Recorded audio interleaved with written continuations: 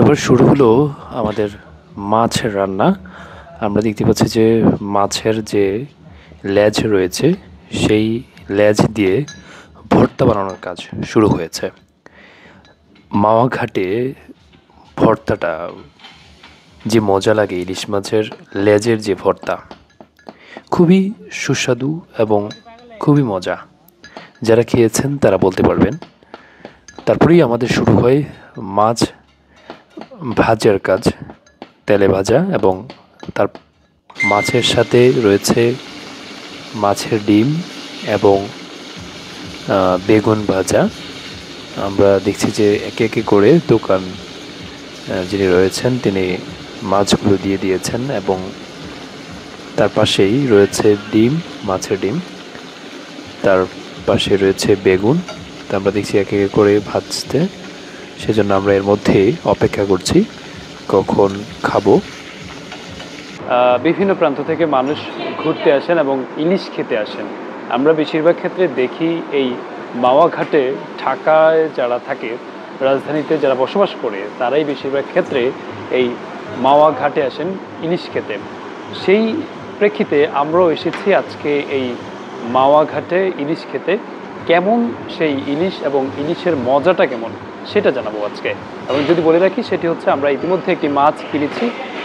সেই মাছটি ফ্রাই করার জন্য, তেলে ভাজার জন্য কিন্তু ইতিমধ্যে দিয়েছে এবং সেই কার্যক্রম চলছে।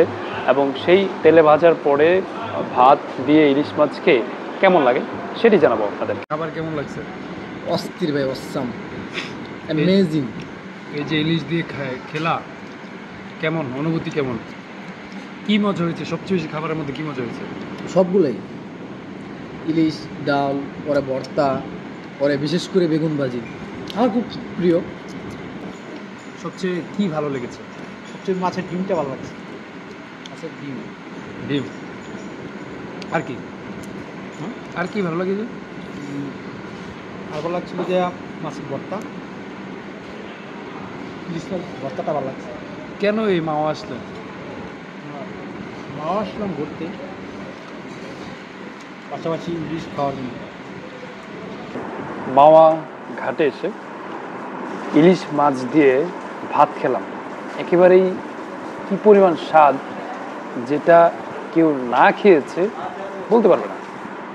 আমি এবং আমরা এখানে 3 জন